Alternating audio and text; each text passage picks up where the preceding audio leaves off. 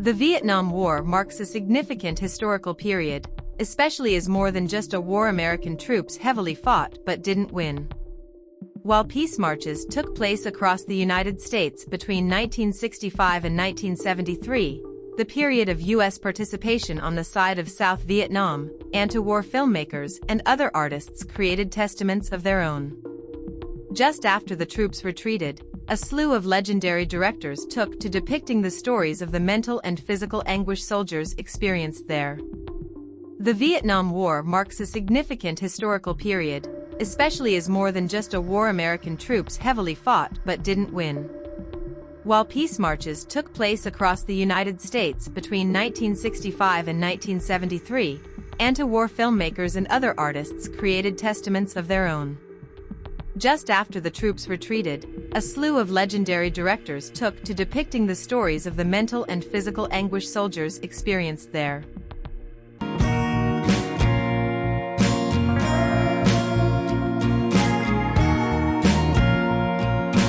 Number 10 is We Were Soldiers. We Were Soldiers was based on the book of the real-life participant of the Vietnam War, Lieutenant Hal Moore. To write the book, Moore had help from the reporter Joseph Galloway, who often covered the troops and was a war correspondent. Their novel was adapted to the screen in 2002, with Mel Gibson portraying Moore in the biopic. The story, in the book and the movie, covers the events of the Battle of Ia Drang in Vietnam, where Moore led troops into battle. With most Vietnam War-centric movies, the emphasis is on the psychological state of the soldiers during the war, having an anti-war sentiment about them. We Were Soldiers does deal with some mental anguish of its characters, but it's more focused on the action that took place during the Battle of Ia Drang. While the lengthy battle scenes depict the heavy nature of war, this movie acknowledges the fallen American soldiers and the members of the North Vietnamese Army. It's one of the rare true accounts of the Vietnam War put on screen that doesn't cover the heavy psychological effects of war on its participants, but it's still relevant and essential precisely because of that POV. It's when some people try to take the lives of other people. And then soldiers like your daddy have to, it's my job to go over there and stop them. Number 9 is Casualties of War. Casualties of War is a difficult movie to sit through. The incessant violence against the most powerless victims of war displays one fate out of many, likely very similar ones. When a squad of 5 soldiers led by Sergeant Tony Meserve, Sean Penn, are denied leave, Meserve orders them to kidnap a Vietnamese girl. As they take her with them to a secluded cave where they plan to assault her, one of the soldiers, Private Max Erickson, Michael J. Fox, heavily opposes them. While Casualties of War is about this assault, it's also about just how morality like Erickson's isn't worth much in a setting fueled by violence, pain, and suffering. Sean Penn portrays Tony with a rawness and strength that commands everyone in his squad. He's one of those people capable of changing opinions and convincing people of anything. While the audience is represented through Erickson, the powerlessness of his character is also a symbol of how much continuous exposure to violence makes only a few still find it wrong. Casualties of War was based on a real event reported by Daniel Lang of The New Yorker in 1969. Quentin Tarantino believes it's the best movie about the Vietnam War. I want nothing but charmed people around me on this one, gentlemen, so bring your good luck stuff. Number 8 is Rescue Dawn. Werner Herzog made a documentary and a feature film about the German-American pilot Dieter Dengler and his time in Vietnam as a prisoner of war. The documentary is called Little Dieter Needs to Fly, and the feature Rescue Dawn, which stars Christian Bale as Dengler. When Dengler was only 18, he enlisted in the U.S. Army for citizenship in 1966. His lifelong obsession with being a fighter pilot also brought him to that position in the Army. Dengler got shot down in Laos during a mission, and ended up living in a prison with other POWs. His escape plan isn't welcomed with a lot of enthusiasm from the other prisoners, as they endure intense torture and hunger. Since Herzog is known for depicting the most extreme human behaviors, the same goes for Rescue Dawn.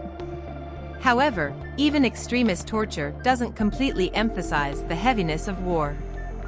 For Herzog, the filming location was essential, so they filmed in Thailand, and Christian Bale endures as much as he depicts Dengler's fate through the arduous jungle.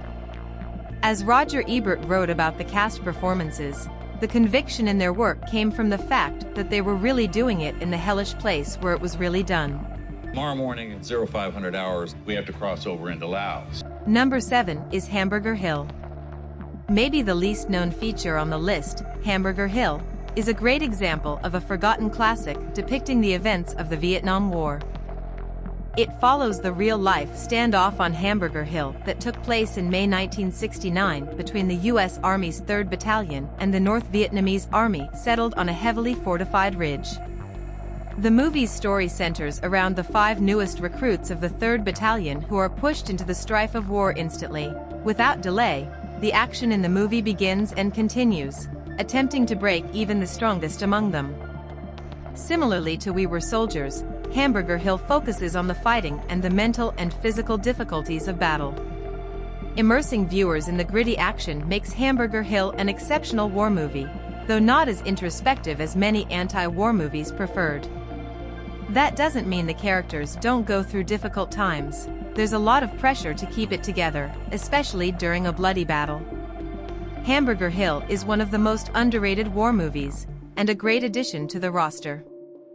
The cast is star-studded, too. It includes Don Cheadle, Courtney B. Vance and Dylan McDermott, among others. You be an individual, and I'll be tagging your ugly, toothless face straight on its way to a long box with metal handles. Number 6 is Good Morning, Vietnam. Robin Williams is the face of Good Morning, Vietnam, and the most memorable part of this war comedy. Though it gets serious in the moments it needs to, Good Morning Vietnam also brings humor into a grave situation, which war undoubtedly is, making the soldiers there laugh and forget they're in the jungles riddled with violence for a moment. Williams portrays Adrian Cronauer, who was a real-life DJ and broadcaster during his time in Vietnam. He would start off each of his morning radio shows with the legendary phrase "Good Morning, Vietnam," elongating the words in a comical fashion. In the movie, Cronauer hosts a morning radio show for the soldiers and locals who love his content, despite being disliked by his superiors. When he starts pursuing a Vietnamese woman one day, Cronauer's efforts are halted by her brother.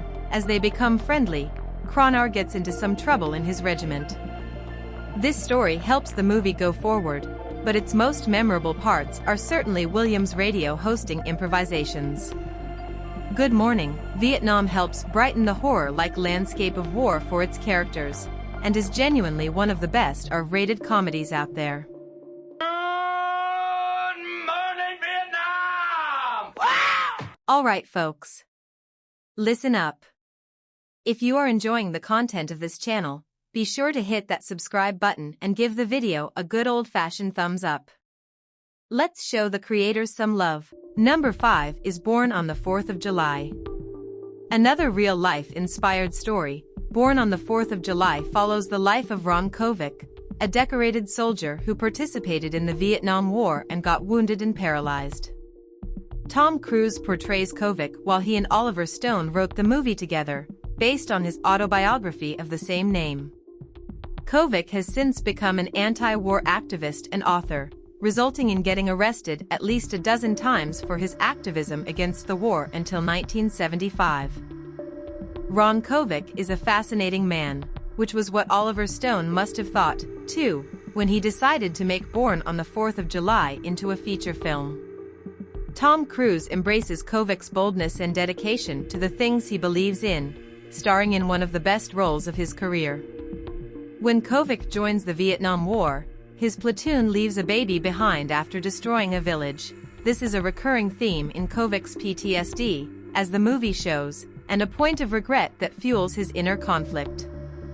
His activism depicts the struggle of many war opposers and government critics, but it's also a culmination of all the suffering he endured while fighting in Vietnam and later. We are here to tell the truth. People say if you don't love America, then get the hell out. Number 4 is Full Metal Jacket. The star-studded cast of Full Metal Jacket isn't enough to depict the terror that the movie immerses in. It's a unique war retelling, since it focuses on the soldiers' mental states a bit more than the catastrophic events in Vietnam. It opens with soldier training, led by the ruthless and methodical drill instructor Hartman, R. Lee Ermey. He humiliates the soldiers during boot camp, focusing on one of the overweight soldiers, Leonard Lawrence, Vincent D'Onofrio, in particular. The squad leader, Joker, Matthew Modine, avoids participating in Lawrence's bullying, and observes his change in demeanor over time. The boot camp prepares the soldiers for what awaits them, but it doesn't really tell them just how bad things are on site. A little after boot camp, when Joker becomes a sergeant, he's tasked with reuniting with his squadron, but they end up becoming targets for a Viet Cong sniper. Full Metal Jacket was based on the book The Short Timers by the Marine Corps veteran Gustav Hasford. Hasford was one of the screenwriters for the movie, helping Kubrick establish a gritty and claustrophobic atmosphere in the story about the psychological strains of joining a war. It's one of the boldest anti-war statement features that also has the sentence "Me so horny. Me love you long time." 4212, basic military journalism. You think you're Mickey Spillane? Sir, I wrote for my high school newspaper, sir! Number 3 is Platoon. Oliver Stone is the master of making great Vietnam War movies. Platoon serves as one of the most intense examples of how the cards of fate were dealt to soldiers serving their duty in Vietnam. Before Born on the 4th of July, Stone made Platoon, which reflected on his own war experiences. These two movies were connected and completed as a Vietnam War trilogy when Stone made Heaven and Earth. Charlie Sheen steps into the role of the protagonist, fresh soldier Chris Taylor, assigned to the 25th Infantry Division.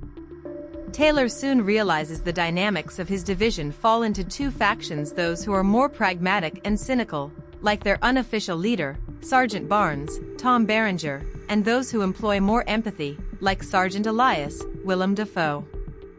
The story quickly starts to show how war destroys people's perception of violence. To the soldiers in the 25th Infantry, it becomes a means to an end, putting people who should be working together against each other out of fear and the desire to survive. Stone's personal war experience seeps into the movie, which was praised for its storytelling. Especially intriguing is Barnes, a character that seems like a caricature of a villain, but is, according to Stone, based on a man he served under and was not embellished by any bit. Number 2 is Apocalypse Now. Potentially the most iconic war movie, Apocalypse Now is often the representative of Vietnam War stories. It's one of the best war movies, but more importantly, one of the best movies ever made. Though it was incredibly challenging for Francis Ford Coppola to put the whole thing together, it ended up being one of the most harrowing dives into the horrors of war made for the big screen. Apocalypse Now doesn't wait, it jumps right into the story about Captain Willard, Martin Sheen, on his third tour in Vietnam. His task is to gather people and find Colonel Kurtz, Marlon Brando, who went rogue in Cambodia and now runs a private militia.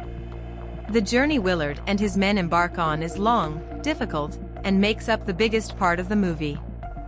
They encounter other soldiers, and even a French family living calmly on their plantation amid such chaos. The terror of war is continuously present, with Coppola using the art of film to depict the simultaneous glory and pain of waging a war in certain scenes. The culmination is the encounter with Kurtz, which shows more than anything the psychological impact of war on every participant. Apocalypse Now is best viewed in the final cut version that Coppola prefers, though the Redux version shows the full story the best. Are you an assassin? I'm a soldier. Number 1 is The Deer Hunter. Robert De Niro has had many great roles in his long career, but starring in The Deer Hunter is surely his best work. He himself said that some of the scenes in the movie were the most emotional ones of his career, and that playing Mike was an exhausting experience. The Deer Hunter itself is heavily emotional and draining. It follows Mike and his best friends, Nick, Christopher Walken, and Stephen, John Savage, before, during, and after enlisting in the Vietnam War. The three friends are from a small industrial town. The first part of the movie shows their lifestyle and Stephen's wedding celebration. together with their dynamic and personalities. Mike is followed throughout the movie as a stoic and silent man with bouts of anger after witnessing the last straw. When they end up in Vietnam, the men are forced to play Russian roulette while held captive, something that Nick later perfects so well that he becomes a shell of himself. Steven suffers physical loss and doesn't feel right returning home, while Mike tries to continue life after becoming shattered physically and emotionally by the high stakes of war and its consequences. The Deer Hunter is a complete movie, with 3 intensely emotional acts that fly by, but not before leaving a lasting imprint on its viewers. Blessed is the kingdom of the Father, and of the Son, and of the Holy Spirit. And there you have it, top 10 Vietnam movies. Which one is your favorite? Did we miss anyone? Let us know in the comments below. Don't forget to like, share, and subscribe for more awesome content from Cinetherapy. Until next time, stay heroic.